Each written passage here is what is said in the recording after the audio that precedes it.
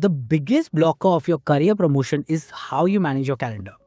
If you don't know exactly where you're putting your time, you might spend years inside a company but would just not get promoted. Solving for my calendar issues is the reason I became a director in just 2 years. In this video, I want to share the 3 tiny calendar habits I live by, which have helped me unlock my promotion. Let's get started. The first habit is the most foundational mindset shift required to directly start rejecting more meetings than what you're attending today.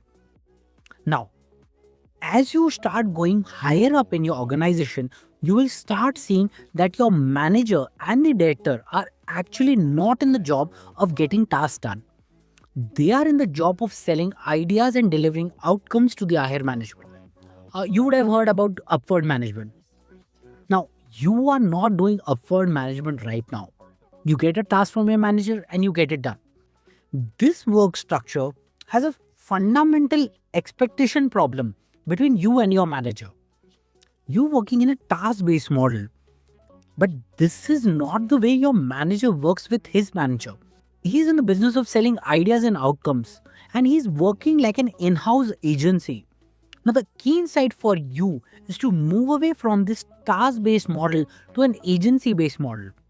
Typically, an agency picks up an outcome to deliver in a given budget and time. This means each task given to you should also come attached with outcome that your agency will deliver. If you don't know the outcome, then you need to work with your manager to understand the outcome first. The faster your manager starts seeing you as the go-to person for this outcome, the better expectations will be set between you and your manager. While your peers would be still working in a task-based model, so they would not have any idea where their time is going. You would start seeing that you are rejecting more meetings than what you're attending. And this would create massive amount of time on your calendar. You can use this time to pitch more ideas and outcomes, upskilling yourself and creating that room for yourself to get promoted. Now you start working like an agency and you have the right meeting dialed in. But without building the next habit, you will still not be attacking your meetings in an optimized manner for outcomes. Now imagine this, start looking at the meetings in your calendar which you're observing as just rectangular blocks plotted on a map of your entire week. Different rectangle sizes of your meetings denote different time duration of the meeting. But the size of the block does not tell you anything about how important that block is for your outcomes. The easiest way to denote the importance of a block is to use calendar's highly ignored color coding feature. After color coding all your meetings, you can start reordering them with the most important meeting first. Also, having similar important level meetings help you stay in the same focus and energy level throughout the day. This will give you calendar fluency, covering more meetings in a day. Personally, I have the most important meetings with management marked with red color, team business reviews marked amber, and the rest of the meetings green and various other colors. This helps me enter each meeting with the right depth and seriousness required from me and in the right order. And this just takes 5 minutes in a week and saves massive amount of time and energy in dealing with these meetings. Just get started, color code your meetings and you will really start seeing the benefits I have been mentioning here. At this point, you will have your meetings dialed in. But the next habit will help massively protect your meeting availability, which can become the biggest silent killer of a calendar. Your availability is a strong signaling tool across the organization. You would have tried safeguarding your availability in the past. We all do, right? Scheduled a huge block in a calendar and called it busy, working on something important, blocked. Whatever you do, you still find folks scheduling over your meetings. And this completely defeats the purpose of having your availability under your control.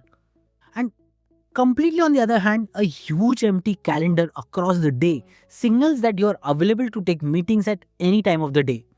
The other person, while setting the meeting, will always optimize for their convenience and unfortunately make your planned day go for a complete toss. Limiting your availability does not require scheduling your calendar with blank blocks. The answer is to make it unpredictable and private for anyone to know your calendar availability in the first place. Tactically, you should have a huge chunk of hours blocked with random block sizes or block of meetings. The goal is to have no one sense across few days or a week that there's a pattern to this block of meetings. And of course, keep your calendar visibility private, because if one knows these blank blocks, then that would defeat the entire purpose of this exercise. And I know this might overall sound a bit uptight, but in today's corporate culture, this is the minimum required to protect your time and your career growth. Your calendar will externally look like 80% of it is blocked, and you will personally have a good 50-60% of the time available for yourself. These are the habits which can turn around your calendar and your career immediately. It's about knowing what you want out of the meeting, the right outcome, and the right order, and protecting your available time. Now, I've been reviewing hundreds of calendars in the past. If you want me to review your calendar and give you the wins, then you can book some time with me. I'll add my calendar link in the description. Calendar is just one of the levers for speed running your career. You still might be having brutal mistakes in meetings which would be stalling your career. You can watch this video next for solving all your meeting mistakes and confirming your next promotion.